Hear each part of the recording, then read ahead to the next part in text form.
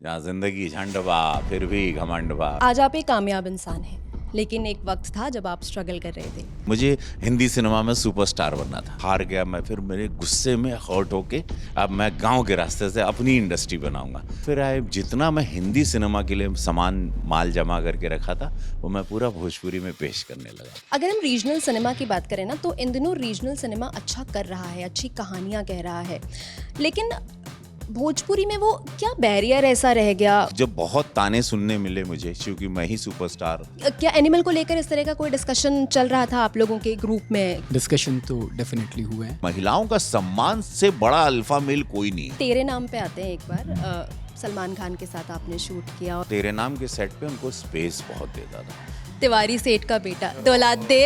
अले तू तुप लाएगा 20 लाख दे नहीं तो थोक डाल। नमस्कार, मैं हूं गरिमा और आप देख रहे हैं लल्लन टॉप सिनेमा। नेटफ्लिक्स पर एक सीरीज़ आने वाली है, मामला लीगल है, और इसी वजह से आज स्टूडियो में मामला मज़ेदार होने वाला है, क्योंकि हमारे साथ उसकी पूरी कास्ट है, हमारे साथ उस फिल्म के मेंबर्स हैं, सीरीज़ के मेंबर्स हैं। उनका स्वागत करेंगे। Welcome to Lallan top. Actually हम ये खड़े खड़े इंटरव्यू कर रहे हैं और रवि सर से मेरी थोड़ी सी दूरी है, तो मैं सोच रही हूँ इधर चले जाऊँ, अगर हमारे कैमरा पर्सन आलिश की इजाज़त हो तो। क्या मैं इधर आ सकती हूँ? ठीक है सर, आपसे शुरुआत करेंगे और आपको लेकर चलेंगे एकदम शुरुआती दिनों में। आज आप एक कामयाब इंसान हैं, लेकिन एक वक्त था जब आप स्ट्रगल कर रहे थे। आज जब आप बैठते हैं और उस दौर के बारे में सोचते होंगे कभी कभी, तो क्या चलता है दिमाग में? दिमाग में चलता है कि ज़िंदगी में मैंने ये तो डेफिनेटली लल्लन टॉप को बहुत लोग देखते हैं। मैं ये कहना चाहूँगा all the youngsters who are watching me कि हार नहीं मानना चाहिए। ज़िंदगी में दुख के बादल डेफिनेटली छटते हैं। मुझे भी पता था कि एक दिन सूरज सबके लिए, मेरे साथ अक्षय कुमार वगैरह सब 90s में सब एक साथ आए थे, तो मुझे लगता था सबको फिल्में मिल रही हैं, मुझे कब मिलेंगी। लेकिन ये विश्वास था कि उनके लिए सूर्य उदय हो रहा है, एक दिन सूर्य सिर्फ मेरे लिए उदय होगा। और आई वॉज वेटिंग कि मैं वो दिन कब आएगा जिस दिन सूर्य मेरे लिए उदय होगा, और मैं इंतज़ार में रोज़ रहता था। लेकिन रोज़ मैं जूते पहन के तैयार रहता था। मुझे किसी ने बताया था कि जूते पहन के बैठे रहो स्ट्रगल के टाइम पे, और कहीं ना कहीं मंजिल पे जाना पड़ेगा। किसी बिल्डिंग में तो रोटी रखी हुई, कौन से कमरे में कौन से फ्लैट में ये मालूम नहीं। तो मैं वो साइकोलॉजिकली अपने आप को ट्रेन करता था और हमेशा ऊंची इमारतों को देखता था। तो मुझे ये विश्वास था कि एक दिन मेरे लिए भी सूर्योदय होगा। जब उनका अच्छा हो रहा है तो मेरा क्यों नहीं होगा। मैं भी ट्रेंड हूँ, मैंने भी आवाज़, मैंने भी थिएटर, मैंने जो जो अपने आप को एक स्टार बनने के लिए, मुझे हिंदी सिनेमा में सुपरस्टार बनना था। तो वो एक लड़ाई मैं पूरी तरह लड़ा कि मैं लंबा हूँ, 6 फुट का हूँ, सब कुछ है मेरे पास, बॉडी है, फिजिक है, everything I have. I am a dancer, मैं प्रोफेशनल डांसर हूँ। तो उसके बाद मैं इंतज़ार कर रहा था। मेरी हिंदी अच्छी है, मेरी वे जो हिंदी सिनेमा कर रहे हैं, तो हिंदी मैंने अच्छी की। मैंने उर्दू थिएटर भी किया था कि उर्दू, लोग कहते हैं कि उर्दू भी ज़ुबान होनी चाहिए, तो तलफ़्फ़ुज़ और लख लख से जिगर हल है। तो मैंने उस सारी चीज़ों को भी पूरी तैयारी करके रखा था फिर, लेकिन वो नहीं हुआ। वो मेरा टाइम बीतता गया, छोटे छोटे रोल मिलने लगे क्योंकि मुझे नहीं हुआ। कभी कभी होता है ना, समय भाग्य। तेरे नाम की, शाहरुख खान के साथ आर्मी फिल्म की, अनगिनत फिल्में की, मिथुन चक्रवर्ती के साथ हम जो जो फिर बम्बई शहर, मुंबई जो बड़ा महंगा शहर है, फिर टेलीविज़न में आ गया। फिर डीडी मेट्रो ने मुझे ज़िंदा रखा। हेलो इंस्पेक्टर में शो था वो, वहाँ से हुआ। और फिर मैं हार गया मैं, फिर मेरे गुस्से में हर्ट होके मैंने बोला अब मैं गांव के रास्ते से अपनी इंडस्ट्री बनाऊंगा। तो जो भोजपुरी इंडस्ट्री बंद हो चुकी थी उसको मैंने रिवाइव किया, और एक फ़िल्म मुझे मौका मिला, वो मोहन जी प्रसाद जी ने दिया, और वो फ़िल्म शुरू हुई, वो ब्लॉकबस्टर हुई फ़िल्म, सिल्वर जुबली हुई, सैयां हमार, वहाँ से मेरी शुरुआत हुई। फिर आए जितना मैं हिंदी सिनेमा के लिए सामान माल जमा करके रखा था वो मैं पूरा भोजपुरी में पेश करने लगा। और उसके बाद पूरा, और फिर भोजपुरी ने भी कहा अरे भैया आ गए बाड़ा ने एकदम पूरा। ओ फिर उसके बाद नेवर लुक्ड बैक, और फिर बिग बॉस आ गया मेरी ज़िंदगी में, जहाँ ज़िंदगी झंडवा फिर भी घमंडवा। एक वो एटीट्यूड आया और देश ने पसंद किया, अरे ये तो अपना देसी बॉय, ये तो अपना लड़का है, ये तो अपने जैसा है, ये तो एकदम अलग ही है। और फिर मुझे देश ने बहुत प्यार किया, मुझे देश ने बनाया, मुझे बिहार ने बनाया, यूपी ने बनाया, मुझे भोजपुरिया समाज ने, फिर देश ने बनाया। और फिर मेरी कहानी फिर चलती गई, फिर मैं खुद एक कहानी बन गया। अब मैं कहानी बोलता हूँ कि मैं खुद एक कहानी हूँ और लोग चल कर आते हैं, मैं वही अपने डायरेक्टर राहुल पांडे को कह रहा था कि लोग चल कर आते हैं ज़िंदगी में ऊपर, मैं रेंग कर ऊपर। I have crawled and I have reached here. जी गरिमा जी। सर ये तो आपने बताया कि वो दौर आपका कैसा रहा, मतलब वो 90s का टाइम था, अक्षय कुमार की फिल्म आ गई थी, राहुल देव की फिल्म आ गई थी, इसके अलावा अजय देवगन की फिल्म आ गई थी। पर आपको वो ब्रेक नहीं मिल रहा था जो आपने सोचा था या जो आपको लगता था कि आप डिज़र्व करते हैं। तो उस दौरान ये जो आपके कंटेम्प्रेरीज थे, इनसे बातचीत होती थी, मिलना होता था ऑडिशंस पे या कभी कहीं मिलते थे आप, क्या बात करते थे या उस समय बातचीत नहीं थी? देखिए गरिमा जी, ये सिनेमा इंडस्ट्री, यहाँ मित्र नहीं होते। Let me be very honest, यहाँ दोस्त नहीं होते क्योंकि सब लोग अपनी अपनी सर्वाइवल की लड़ाई लड़के हैं, तो यहाँ दोस्ती करने नहीं आता। फिल्म इंडस्ट्री, ये इंडस्ट्री है ये। तो मुझे ये पता था कि यहाँ सब लोग जो आगे बढ़ता है फिर वो अपने में इतना उलझ जाता है, तो आप दोस्ती की उम्मीद यहाँ ना करें। अगर कोई दोस्त बन गए हैं तो आप बड़े भाग्यशाली हैं। लेकिन फिर जो दोस्त भी रहते हैं उनसे भी 6 महीने साल में एक आध बार मुलाकात होती है, कभी कभार फ़ोन पे चैट होता है, आजकल फ़ोन कॉल भी नहीं हो पाता। तो वो मैंने उम्मीद कभी किसी से नहीं की। मुझे वो पता था कि सब लोग अपनी अपनी लाइफ में बिजी हैं। उस दौरान मिलते थे कभी ऐसे? हाँ मिलते थे, हाँ यार होगा यार, अरे गुड यार, तू अच्छा लग रहा है, तेरा भी अच्छा होगा यार, डोंट वरी। तो सब टक टक, हाँ हाँ ठीक है, तेरा तेरा भी, हाँ हाँ, अच्छा होगा। तो ऐसा लगता, तेरा मेरा। तो ये पता तो चलता था कि खेल, देखिए मनुष्य की मोस्टली प्रवृत्ति है कि नहीं, वो I don't know why this, ये बहुत रेयर होते हैं जो किसी को चाहते हैं कि इसका भी अच्छा हुआ, उसका भी, ये भी बढ़ जाए, वो भी बढ़ जाए। ये थोड़ा सा वो होना चाहिए, जो मुझ में ब्लेसिंग है, एक अच्छी मेरी मेरे संस्कार या मेरी अपब्रिंगिंग अच्छी है, जहाँ पे मुझे दूसरों का देख के बड़ी खुशी होती है। Never get jealous, I never got jealous. मुझे सबको लगता है कि हाँ, मुझे लगता है कि तुमको मिला है, मुझे भी मिलेगा यार, सो व्हाट यार, थोड़ा देर से तो देर से। बट इन अ वे गरिमा जी, बहुत अच्छी बात यह है कि बहुत सारे कलाकार जो मुझे देखते हैं, जो मुझे प्यार करते हैं, अब मुझे वो मौका, सोचिए अब मैं सांसद बन गया हूँ, और अब मैं जब काम बहुत कम कर पा रहा हूँ, नहीं कर पा रहा हूँ, नहीं मतलब, फिर अब मुझे ये मौका मिला। एक ये नेटफ्लिक्स ने मुझे ये मौका दिया, राहुल पांडे जी ने, पोशंपा पिक्चर ने मौका दिया, एक थ्रू आउट एक सीरीज़ दी, जो मैं बहुत खुश हूँ, जहाँ पे 8 एपिसोड में लोग मुझे देख पाएंगे 1 मार्च को, और उस रोल में। और एक आमिर खान प्रोडक्शन ने मुझे लापता लेडीज़ दी, जिसके लिए आमिर खान ने स्वयं ऑडिशन दिया था। आने वाली थी इस सवाल पे कि किरण राव ने कहा भी है रिसेंटली कि आमिर ने ऑडिशन दिया था, वो बहुत डेस्परेटली इस रोल को करना चाहते थे, लेकिन किरण जो थी वो, उनका कहना था नहीं, ये तो आप नहीं करेंगे। वो ये पता है आपको किस्सा क्या हुआ था, कुछ बताइए? ये मुझे पता नहीं था। जब मुझे पता चला तो मुझे ये बहुत अच्छा भी लगा, और सेम टाइम ये पता चला कि ये दोनों कितने बड़े दिल के हैं। इसीलिए आमिर खान इतने बड़े दिल के हैं, या किरण राव की ये सोच की, उन्होंने उनका ऑडिशन, जो कि आमिर खान 2000 करोड़ का, 1000 करोड़ का बिजनेस देते हैं, बहुत बड़े सुपरस्टार हैं, मेरे सीनियर भी हैं, लेकिन वो एक उनकी ग्रेटनेस है, और मेरी जिम्मेदारी बढ़ जाती है कि मैं अब मेरा क्या होगा, तेरा क्या होगा कालिया, वो सब लोग मुझे देखेंगे, कंपेयर करेंगे। लेकिन ट्रेलर से बहुत प्यार मिल रहा है आमिर खान ने फिल्म देख के, और मैं भी इमोशनल हो गया। फिल्म बहुत ही सुंदर फिल्म है, वुमेन एम्पावरमेंट को लेके, ऑर्गेनिक फार्मिंग को लेके, ऐसी चीज़ है जो आप ट्रेलर में देख रहे हैं, उससे बहुत विपरीत फिल्म है। तो कहते हैं ना, देर आए दुरुस्त आए, शायद मुझे वो दौर में जिसका इंतज़ार कर रहा था, वो कुछ फिल्में जो मैं करना चाहता हूँ, या कुछ फिल्मों में जहाँ मेरे fans all over the world या ऑल ओवर द कंट्री देखना चाहते हैं कि रवि किशन के पास इतना टैलेंट है, उसको कभी मौका क्यों नहीं मिला, अब वो शायद दौर शुरू होगा। उसमें 32 साल लग गए, 32 years. So now I can see that 32 years के बाद ये मेरा 2 काम, जिसको मैं गर्व से कह सकता हूँ, नेटफ्लिक्स का मामला लीगल है, और लापता लेडीज़। अ, आपसे और भी बहुत सारे सवाल पूछने, लेकिन निधि, मैं आपके पास आऊँगी। आपने स्क्रीन पे बहुत बार हँसाया है हमें, आपके वीडियोस देख के हम हँसे हैं, और लॉ की पढ़ाई करने के बाद अब आप फाइनली एक ऐसा काम कर रही हैं जो आपकी पढ़ाई के साथ मैच कर रहा है। जब आपको जब ये था कि इस तरह की एक सीरीज़ कर रही हैं और रवि किशन के साथ आप कर रही हैं, और क्योंकि आपकी कॉमिक टाइमिंग भी बहुत कमाल है, तो वो कौन से वाले रवि किशन थे जो आपके दिमाग में सबसे पहले क्लिक किए थे जब पता चला था कि ये आप कर रही हैं? एक्चुअली अगर मतलब मेरा काम देखा है आपने और सब पता है, तो आई थिंक मैं सबसे पहली उन लोगों में से थी जब मुझे पता लगा था कि रवि सर हैज़ अग्रीड, मतलब उन्होंने मान लिया है कि ठीक है मैं ये करूँगा। तो मैं सबसे ज़्यादा एक्साइटेड हो गई थी, बिकॉज़ आई थिंक जो वीडी त्यागी का कैरेक्टर है पेपर पे जैसा लिखा हुआ था, तो मैं तो विजुअलाइज करने लगी थी कि he is going to be perfect इस पार्ट के लिए। और हमारी मतलब सुजाता जो किरदार मैं निभा रही हूँ शो में, मामला लीगल है में, तो एक तरह से कैसे बोलेंगे कि जैसे आप देखते हो ना, मतलब मैं एक वकील प्ले कर रही हूँ जो फॉयर में बैठती है शो में, तो एंड त्यागी जी चेंबर वाले वकील है ना। तो एनीवे सुजाता का वो एस्पिरेशन है कि उसे त्यागी जैसा बनना है, या त्यागी जी के पास जैसा चेंबर है तो काश मेरे पास भी वो चेंबर हो एसी वाला, या कहाँ मैं बाहर ऐसे है ना सड़क पे लिटरली बैठी हुई हूँ, पंखा भी नहीं है, सामने से क्लाइंट आ रहा है और उससे क्लाइंट से केस समझते समझते पीछे से कुकर की सीटी भी चल रही है, वैसे वाला।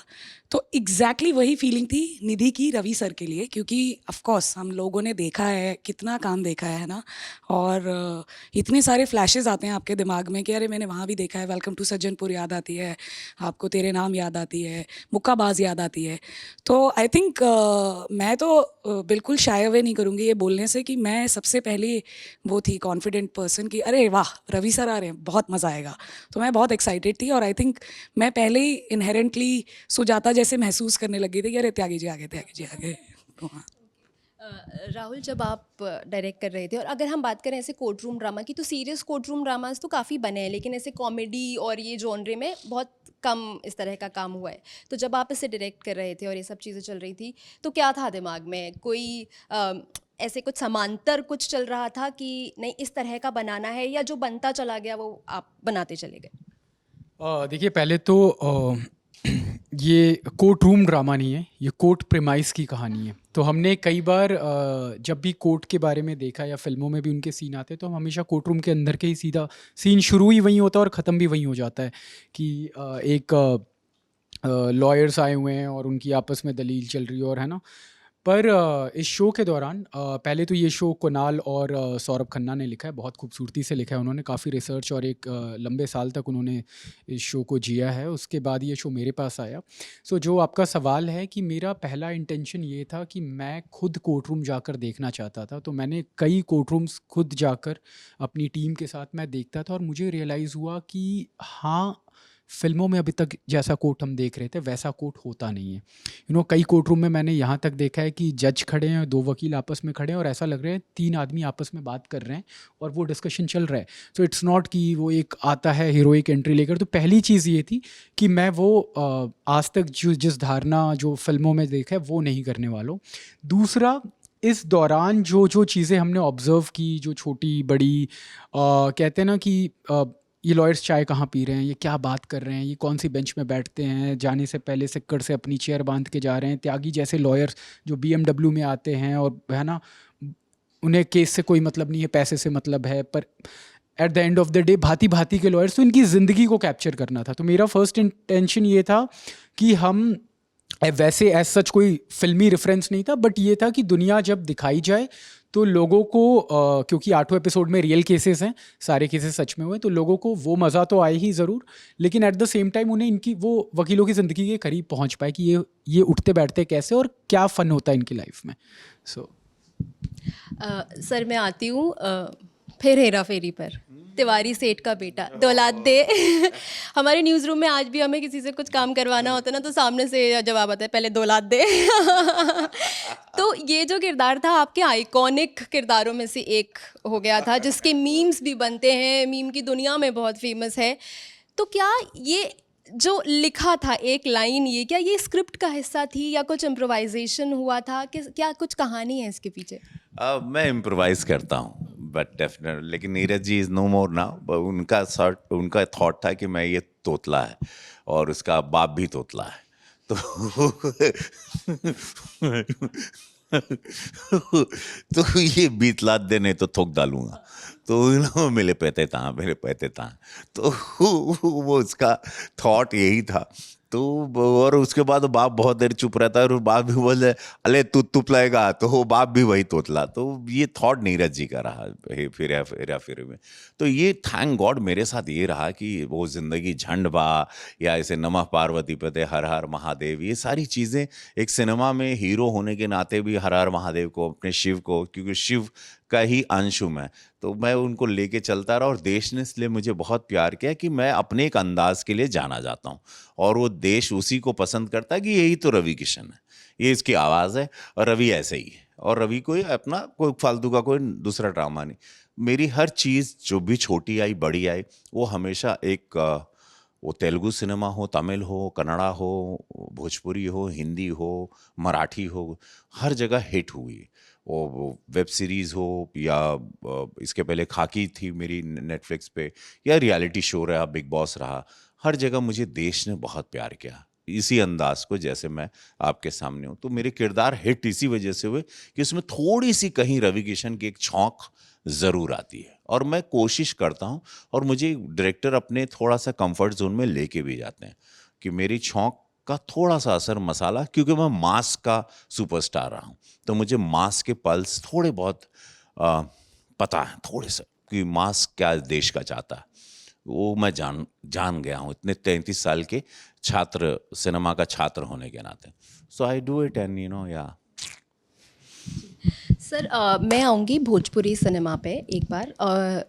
अगर हम रीजनल सिनेमा की बात करें ना, तो इन दिनों रीजनल सिनेमा अच्छा कर रहा है, अच्छी कहानियाँ कह रहा है, लेकिन भोजपुरी में वो क्या बैरियर ऐसा रह गया? मतलब इन फॉर दैट मैटर अगर हम मैथिली की भी बात करें तो जैक्सन हॉल जैसी फिल्में आ रही हैं, नेशनल अवार्ड जीत रही हैं फिल्में, लेकिन क्या आपको दिखता है वो एक ऐसी वजह है कि भोजपुरी जो इंडस्ट्री है वो इवॉल्व नहीं हो पा रही है विद टाइम, कहानियाँ कहने के मामले में, उनको कहने के तरीके में? क्या आपको लगता है ऐसा हो रहा है, और इसकी वजह? देखिए, एक तो भोजपुरी में एल्बम इंडस्ट्री जो आएगी गानों की, उन्होंने बहुत अश्लीलता पेश की कुछ लाख कमाने के चक्कर में। खैर, मेरे कुछ जूनियर्स हैं, उनको भी ध्यान देना चाहिए, और मैं उनको बता रहा हूँ, कुछ समझदार भी हैं, कुछ अच्छा काम भी जान रहे हैं सिनेमा के। देखिए, मैं सिनेमा की पढ़ाई करता रहता हूँ, मैं ईरानी फिल्में भी देखता हूँ, मैं किताब भी पढ़ता हूँ, मैं रियल इंसिडेंट्स को भी पढ़ता हूँ, रात को 2-3 पेज कुछ ना कुछ पढ़ के ही सोता हूँ मैं। ऐसे कभी तो ये सब पढ़ना चाहिए आपको, कुछ ना कुछ शास्त्र पढ़ो, ज्ञान पढ़ो, जिंदगी, कुछ नहीं तो जिंदगी पढ़ो, आंखें खोल के चलो। अपने प्रेम में से निकलना बहुत ज़रूरी है, तब इवॉल्व होना। कि रवि किशन भैया ने नेशनल अवार्ड, एक फिल्म कब वही गौना हमारे को दिलवाया, उसके बाद कभी आया नहीं नेशनल अवार्ड भोजपुरी में, एक ही अवार्ड आया था वो हमारी फिल्म का। और उसके बाद मैं अपनी ज़िंदगी में, मैं सांसद बन गया और मैं अपनी ज़िंदगी में चला गया। अब जब बहुत ताने सुनने मिले मुझे, क्योंकि मैं ही सुपरस्टार, मैं ही शुरुआत किया था, तो मुझे तो अब मैंने एक महादेव का गोरखपुर एक फिल्म ताने सुन सुन के बना दी कि अब बताता हूँ। तो अब 5 भाषा में एक पैन इंडिया फिल्म आ रही है, जिस पे आपको गर्व होगा, और डेफिनेटली वो अवार्ड में भी जाएगी। एक रॉ ऑफिसर की भूमिका में 1700 साल पहले एक फिल्म शुरू होती है, कहानी शुरू होती है। इसमें मैं नागा साधु रहता हूँ और एक रॉ ऑफिसर रहता है आज के युग में।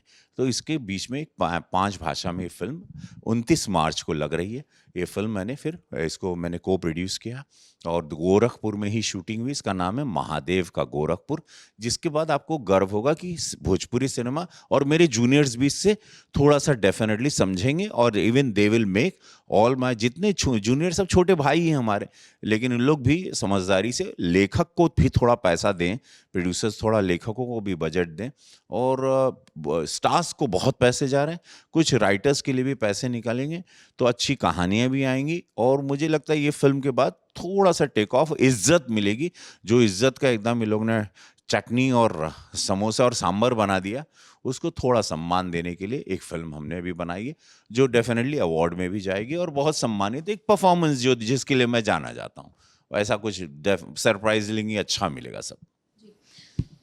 निधि, आपको सेट्स पे वापस लेके चलती हूँ मैं एक बार। जब आप शूट कर रहे थे, रवि सर के साथ शूट कर रहे थे, और बहुत सारे एक्टर्स जिनसे हम मिलते हैं, इंटरव्यू करते हैं, वो कई बार कहते हैं कि जिन्हें आपने एडमायर किया होता है, जिन्हें आपने स्क्रीन पर देख के आप बड़े हुए होते हैं, उनके सामने जब वो परफॉर्म करने की बारी आती है तो अंदर से ना एक नर्वसनेस होती है, लेकिन उस शूट का ना एक हासिल भी होता है। इस पूरे शूट के दौरान आपका क्या हासिल रहा? तो गरिमा, बहुत अच्छा सवाल पूछा है आपने। एक्चुअली सबसे बड़ा श्रेय सबसे पहले तो मैं हमारे डायरेक्टर राहुल जी को देना चाहूँगी कि स्क्रिप्ट पे सौरभ खन्ना, कुणाल ने बहुत ही खूबसूरत काम ऑलरेडी कर दिया था हमारे लिए। और मतलब अब जो ये पटपड़गंज डिस्ट्रिक्ट कोर्ट की जो ये दुनिया है ना, तो ये लोग सालों से यहाँ पे बसे हुए हैं, है ना। ये सुजाता पुराना चावल बन चुकी है, त्यागी जी ने यहाँ से शुरू करके चेंबर हासिल करके बार एसोसिएशन के प्रेसिडेंट बन चुके हैं। तो सबसे बड़ा स्टार्ट पॉइंट ये था कि ये लोग सालों से एक दूसरे को जानते हैं ना, एक कमराटरी है आपस में इन लोगों की। तो राहुल ने क्या किया कि रीडिंग के लिए बुलाया, फिर हमारी वर्कशॉप की। और वर्कशॉप प्राइमरीली हम जब सोचते हैं तो कैरेक्टर स्पेसिफिक होती है या सीन स्पेसिफिक होती है कि आप डिज़ाइन कर रहे हैं और कुछ। राहुल की वर्कशॉप का प्राइमरी जो इंटेंशन था वो ये था कि हमारी आइस ब्रेक हो जाए, वही हम साथ में हंसी ठहाका ये सब हमारा शुरू हो जाए, ताकि जब हम सेट पे मिलें तो आपको देख के ऐसा लगे कि ये लोग बहुत टाइम से एक दूसरे को जानते हैं। अब हम लोग तो सब हिल मिल गए थे। रवि सर का ऑलरेडी इतना बिजी शेड्यूल है, एमपी भी हैं, फिर इतना सारा और भी काम कर रहे हैं। तो रवि सर के साथ हम लोग 2 दिन करीब ही मिल पाए थे। आई थिंक एक बार हमने पूरी स्क्रिप्ट साथ में 8 एपिसोड्स हम लोगों ने सबने बैठ के पढ़े थे। तो थोड़ा वो आइस ब्रेकिंग थोड़ा सा कम हुआ था, मतलब थोड़ा हो गया था हलो हाय वाला, लेकिन फिर भी एक था। तो जब हम सेट पे पहुँचे, आई रिमेंबर पहला दिन हम लोग साथ में दिल्ली में शूट कर रहे थे, जो इलेक्शन वाला पूरा सीक्वेंस था। और ये तो सर की ना एक बहुत खूबसूरत बात है, आई थिंक, जो वही ना, जो अपने से यंग इंसान को जो इंस्पायर और मोटिवेट कर देते हैं ना, वो बहुत ही खूबसूरत क्वालिटी है। तो सर को ये समझ में आ जाता था कि अच्छा अभी ये 4-5 लोग मेरे अंटरू पंटरू सब साथ में बैठे हुए हैं और सीन वैसा कुछ है। तो before Rahul could come and brief या कुछ समझा पाए, कुछ कॉन्टेक्स्ट दे पाए, sir had that sensibility and इतना एक्सपीरियंस है, इतने सीनियर हैं कि ठीक है मैं थोड़ा आइस ब्रेक कर देता हूँ, मैं थोड़ा वार्म कर देता हूँ। तो ऐसे आई रिमेंबर कि कुछ सीक्वेंस होता है कि हम उदास हैं, सारे त्यागी जी की टीम के लोग चल के आ रहे हैं और ये, तो हम चल कर आए और एक कोने तक पहुँचे और फिर सर ने मुड़ के देखा और बोला कि मैंने देखा तुम्हें, तुम बहुत सही कर रही थी। उन्हें कोई ज़रूरत नहीं थी मेरे को ये बात बोलने की और ये, है ना, लेकिन जस्ट उनका ये बोलना और आप एकदम, है ना, खुशी से फूल जाते हो ना कि अरे सही है, रवि सर ने बोल दिया तो सही सही। और आई थिंक ऐसे बहुत सारे किस्से हैं, आई एम श्योर जो बाकी कास्ट मेंबर्स भी होंगे, जैसे अंजुम हैं जो मिंटू का कैरेक्टर प्ले कर रहे हैं, या विक्रम है, या अमित है जो लॉ और ऑर्डर, ये कैरेक्टर नेम्स हैं, एक लॉ है एक ऑर्डर है, या दलील भाई हैं जो इमरान रशीद प्ले कर रहे हैं। तो उन सब के भी ऐसे ही सिमिलर एक्सपीरियंसेस होंगे सर के साथ, और मेरे को तो बहुत मज़ा आया। राहुल, मैं आपसे एक चीज़ समझना चाहूँगी, जैसे अभी एनिमल आई, उनके जो डायरेक्टर हैं उन्होंने कई तरह से इंटरव्यूज़ भी दिए, कई तरह की बातें भी हुई, फिल्म को लेकर भी काफ़ी क्रिटिसिज्म हुआ, किसी ने अच्छा कहा, किसी ने ख़राब कहा। तो जो डायरेक्टर्स की फ्रेटर्निटी है ना, क्या आप लोग फिल्में डिस्कस करते हैं आपस में, जब वो रिलीज़ होती है उसके बारे में चर्चा करते हैं, बातें करते हैं कि अच्छा इस फिल्म को लेकर ये बात हो रही है, ये फिल्म ऐसी थी? तो क्या एनिमल को लेकर इस तरह का कोई डिस्कशन चल रहा था आप लोगों के ग्रुप में? क्या क्या कहना है आपका इस पर? जी, पहले तो कई ग्रुप्स हैं, ठीक है, तो जिस ग्रुप में मैं उठता बैठता हूँ, ऑब्वियसली हमारा ये पेशा ही है, हम दिन भर सिनेमा ही देखते हैं, वही जीते हैं, तो डिस्कशन तो डेफिनेटली हुए हैं, तो वो तो चल ही रहे हैं वो। सो काफ़ी चल रहे हैं। देखिए, अलग अलग लोगों की अलग अलग राय है, और मैं मतलब अभी इस पे क्या बात करूँ, ये ऑलरेडी इतनी कंट्रोवर्सी हो चुकी है। मेरा अगर आप पर्सनली पूछोगे तो मुझे लगता है कि जो मेन हॉट टॉपिक बना हुआ है अल्फ़ा मेल का, वो मुझे लगता है कि वो परिभाषा की बात है। जैसे मैं बहुत लोगों के मुंह से ऐसा सुन लेता हूँ कि अरे ये तो फेमिनिस्ट बात है, क्योंकि उन्हें लगता है कि फेमिनिस्ट होना मतलब औरतों द्वारा मर्दों को दबाना होता है, जबकि वो इसकी डेफिनेशन को ही गलत समझे हुए हैं। फेमिनिज्म मतलब कि आप पॉलिटिकल, इकोनॉमिकल और सोशल राइट्स इक्वल रख रहे हो महिलाओं के साथ, और मुझे लगता है हम सब फेमिनिस्ट है। अगर आज के टाइम पे आप फेमिनिस्ट नहीं है, मतलब आप एक अच्छी सोसाइटी में नहीं है ना। तो ये कोई, तो इस तरीके से डेफिनेशन को घुमा दिया जाता है कि वो फिर कुछ और ही ट्रेंड करने लग जाता है। वैसे ही अल्फ़ा मेल का जो अभी आ चुका है, अभी हम बैठे हुए थे और रवि सर बहुत अच्छा एग्जाम्पल दे रहे थे कि शेर खुद अल्फ़ा मेल होता है ना। तो आप शेर को चलते फिरते किसी को मारते या शेरनी को मारते हुए कभी नहीं देखोगे, है ना। अगर शेर तो पहली बात सबसे ज़्यादा वो दूसरे शेर अल्फा मेल से लड़ने से डरता है, क्योंकि अगर वो जख्मी हो गया तो वो शिकार नहीं कर पाएगा और वो फिर वो भूखे मर जाएगा, तो वो खुद ही अपने डर में रहता है, तो कभी अटैक नहीं करता। वो कोशिश करता है अल्फा मेल कि वो भिड़े नहीं, वो लड़े नहीं, अटैक ना करे। वो उसको अपनी शक्ति पता है। अल्फा मेल जो उसको अपनी ताकत पता है, वो दिखाओ अपनी आंखों से भी, वो क्रिएट जो करना है, उसको फियर किसी को देना है, उसकी आवाज़ से, उसकी आंखों से वो दे सकता है, अगर उसके अंदर वो जेन्युइन अल्फा मेल है। एक मेकओवर वाले अल्फा मेल और महिलाओं का सम्मान से बड़ा अल्फा मेल कोई नहीं है, जिसने नारी का सम्मान नहीं किया। नारी कमजोर प्राणी पे हाथ उठाना या उसको उसको दबाना, तो ये अल्फा मेल, ये तो एकदम मतलब सबसे कमजोर मेल मेरी नजर में है। महिला जो कमजोर वर्ग जो है, जब जो मेरी नजर में आज कमजोर वर्ग नहीं है। आज जितने अल्फा मेल हैं जो बाहर की दुनिया में बनते होंगे सर्वाइवल के लिए, घर में बहुत डरते हैं, बहुत मार खाते होंगे, और महिलाओं से आज की युग में बहुत डरते हैं सब लोग।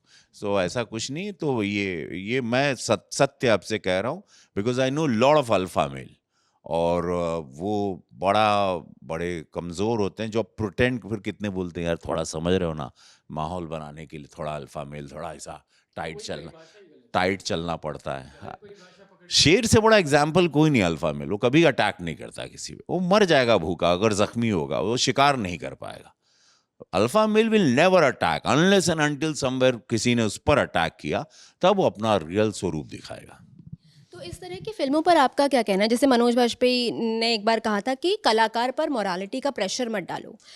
जब आप स्क्रिप्ट चुनते हैं तो क्या ये मोरालिटी का आपके दिमाग में प्रेशर रहता है, या आपका जो प्रोसेस है स्क्रिप्ट चुनने का वो भी इसी तरह का है कि मैं एक कलाकार हूँ, मुझे काम करना है?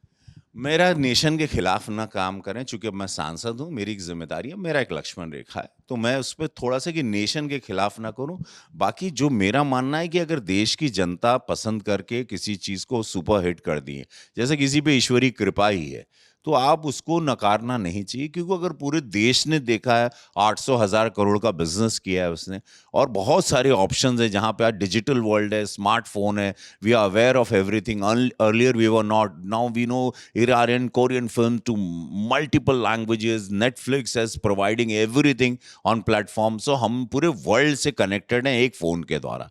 अब उसमें अगर किसी ने चूज़ किया है तो सबकी अपनी अपनी चॉइस है। डेमोक्रेसी में सबको अगर वो फिल्म देखनी है जिनको पसंद ही, किसी ने वो देखा, कुछ नयापन दिखा होगा, वो चला होगा नेक्स्ट में। सो एवरी टाइम अभी ये सोचिए, किसी ने सोचा नहीं था वकीलों को हमेशा एक सीरियस दलीलें देखते हुए कैंपस के प्रीमाइसेस में कोई डायरेक्टर सोचेगा कि ये कैसे वकील लोग सोचते हैं, कैसे कॉरिडोर बाथरूम में फाइट करते हैं इन लोग, कैसे इन लोग लड़ते हैं, कैसे इन लोग के कैसे वो घर जाने के टाइम अपनी चेयर को पड़पड़गंज कोर्ट के सिविल कोर्ट में लॉक करता है कि चोरी नहीं हो जाए, कैसे ये जुगाड़ करती केस इसको मिलता है, दीदी को मिलता है, दीदी किसी और को दे देती है, and she is also wearing a black coat. So, but somewhere down the line, what I loved about Rahul Pandey and the script and Netflix की लोगों ने सोचा कि काले कोट के अंदर इनके दिल काले नहीं है. The beauty about the show is that's their profession. Don't accuse anybody unless उसके आप दायरे में जाओ. उनकी ज़िंदगी है, वो अपनी जीविका जीते हैं, अपना परिवार पालते हैं. आप मेहनत कर रही हैं, हम मेहनत कर रहे हैं, हम सब लोग के पीछे ये कैमरा पकड़ के इतने देर से खड़े हैं हाथ में, तो सब लोग की एक लाइफ, वो बड़ी टफ लाइफ है. अब लल्लन टॉप आप लोग देख रहे हो, एक हैंडल्ड कैमरा लेके एक लड़का इतनी देर से, तुम इतने सवालों की इतनी तैयारी कर रही हो, कितनी तपस्या है, एक तपस्या. मैं 33-34 साल 40 ऑलमोस्ट 38 साल से मैं सिनेमा का छात्र हूँ. 33 साल से मैं सिनेमा फेस कर रहा हूँ. तो एक तपस्या किया एक हमने. तो रवि किशन ऐसे थोड़ी एक ब्रांड बन गया, इसके पीछे एक तप है. लोग चल कर आते हैं, मैं रिंग कर ऊपर आया, I crawled and I have reached here. इन्होंने भी तप किया, थिएटर किए. राहुल पांडे ने लिटरेचर की सारी किताबें पढ़ ली, ना जाने कितने ऑथर हमको डरा देते हैं ऑथर के नाम. And because he is coming from a very literature family, his father also. So basically एक पढ़ाई करके एक इंसान, और he is here in young age, he is directing us and taking a command over. और मैं दुनिया का काम करके मैं इनकी सुनता हूँ. That means he is so sharp. So एक बहुत everybody, we must respect and salute everyone. जो भी आदमी ऊपर आ रहा है, जो भी फिल्म चल रही कि भाई चल गई, देश ने देखा ना भाई, लोगों ने पैसे लगा के देखें. अब उस पर डिबेट हो, चल गई, अब उस पर रोके. आप क्या बना रहे हैं, आप उस पर सोचें. आपको नहीं देखना, आप मत देखिए, आप कुछ और बनाइए. एवरीबॉडी, सबके अपने अपने डिबेट्स हैं, सबके अपनी अपनी, इसके ये लंबा चलता रहेगा. अनलेस एंड अनटिल ये देश क्या देखना चाहता है, जो वो एक अलग चीज़ है. और सब लोग अपना अपना हेडलाइन वाले शब्द बोलना है, तो मैं भी अभी बोल के लल्लन टॉप पे एक हेडलाइन ले लूँ. एक हेडलाइन वाले कलाकार भी आते हैं जो हेडलाइन बोलना चाहते हैं, और कुछ लोग चाहते हैं कंट्रोवर्सी में रहना. ये सब चीज़ें नहीं, काम ही रहना चाहिए, काम ही सत्य है. और अच्छा काम देश बहुत चालाक है, देश को आप बेवकूफ़ नहीं बना सकते, देश जागा है और जो नहीं जगा था मोदी जी इसको पूरी तरह इस देश को जगा दिए।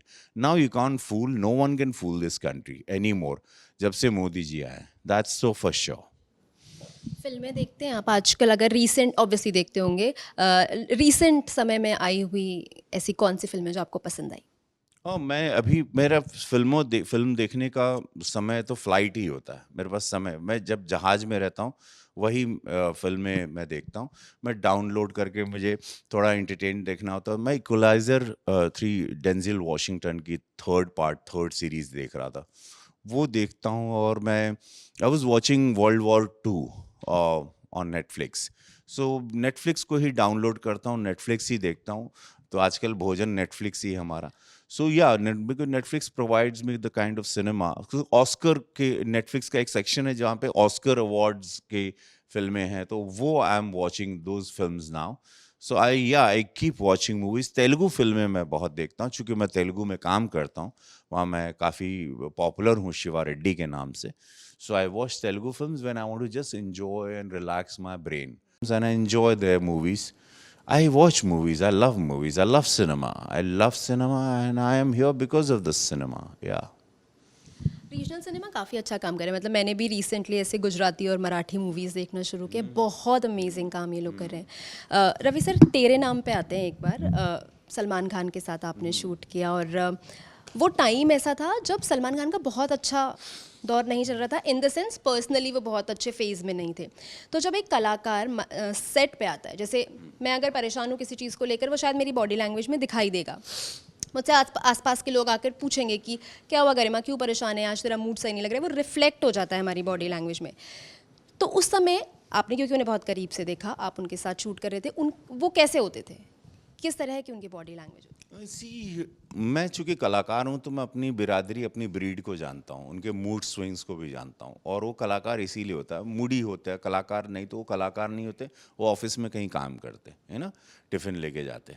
कलाकार हैं तो उनके और जब मैं देखता हूँ कि कोई एक्टर का मूड ठीक नहीं है, तो मैं उसमें सबसे समझदारी का काम, जो समझदार कलाकार जो करेगा, जो मेरे भी को एक्टर हैं जो समझदार होंगे, वो मुझे स्पेस दें। तो मैं उस वक्त तेरे नाम के सेट पे उनको स्पेस बहुत देता था। मैं दूर रहता था बिकॉज एक मुझे मूड स्विंग्स पता है। वो कैरेक्टर बड़ा इंटेंस था। वो कैरेक्टर वो सतीश कौशिक जी की नहीं रहे, वो चाहते थे वैसा, क्योंकि वो तमिल फिल्म की सेतु फिल्म की रीमेक थी, उसको वैसे करवाना चाहते, तो उसमें शायद वो खो भी गए थे और वो बहुत डूबे हुए थे उस किरदार में। तो उसमें मैं दूर ही रहता था। I too because I was playing a priest. तो मैं कोशिश रहती थी कि we too meet after packup, dinner वगैरह पे हम लोग मिलते थे, हमारी दोस्ती भी बढ़ी थी। या बिकॉज मैं बांद्रा से ही हूँ, वो भी बांद्रा से हैं। सोहेल उनके भाई हमारे बचपन के बहुत पुराने मित्र रहे, मैं बांद्रा से रहा, तो ऐसी हमारी मित्रता थी। He was aware of me but I was not a star. मैं कुछ था नहीं, वो बहुत बड़े सुपरस्टार बन चुके थे सलमान खान। तो मैं अपना स्पेस, मुझे पसंद, मैं अकेला पसंद इंसान भी हूँ वैसे भी। मैं कोशिश में रहती है। ये सेट की बात अलग थी क्योंकि मेरे मन के सब अवघड़ थे सारे, और सब और मैं थोड़ा सा क्रेज़ी हूँ, यहाँ सारे क्रेज़ी थे। वो आइस ब्रेक हुआ बाद में। फिर सलमान, हमारा जब फिल्म उन्होंने देखी, तब हमारी दोस्ती बड़ी घनिष्ठ हो गई। जब उनको मेरा पता चला कि मैं किस इंटेंसिटी का एक्टर हूँ, और उन्होंने शायद फिल्म देख के उनको एहसास हुआ, तब से हम लोग आज अच्छे दोस्त हैं। या वी मीट। बिग बॉस के हम 1-2 शो में भी गए थे, बातें होती हैं, फ़ोन उन पे बात होती है। Yes is a lovely man, is a lovely soul. समय की कमी है, मन बिल्कुल नहीं है मेरा इस बातचीत को विराम देने का। पता चल रहा है 500 सवाल रहे। हाँ, मेरे पास बहुत सारे सवाल हैं, लेकिन मुझे इंटरव्यू शुरू करने से पहले ही एक समय सीमा दे दी गई थी। उम्मीद करती हूँ वापस आपके साथ बैठने का, आपसे बात करने का मौका मिलेगा। बहुत अच्छा लगा गरिमा जी, आप बुलाइएगा ज़रूर, मैं आपके शो में आऊँगा। बिकॉज मेरे पास इंसाइक्लोपीडिया हूँ मैं। अब मुझे मेरी ज़िंदगी में सोचिए 700 फिल्म, कितनी कहानियाँ होंगी मेरे पास। मैं आऊँगा कभी, हम लोग बैठ के बात, उस दिन आज तो खड़ा रखी हो आप, उस दिन बैठ के बात करें। फिर आप मुझसे 1 घंटे का इंटरव्यू करना आराम से। मतलब ये प्रॉमिस सर ने कर दिया है कैमरा पर, इसी उम्मीद के साथ कि वापस लौटेंगे, सर के साथ बैठेंगे, बातचीत करेंगे। इस इंटरव्यू को हम यहीं पे ख़त्म करते हैं। आप भी खुश रहिए, स्वस्थ रहिए, देखते रहिए ललन टॉप सिनेमा। शुक्रिया।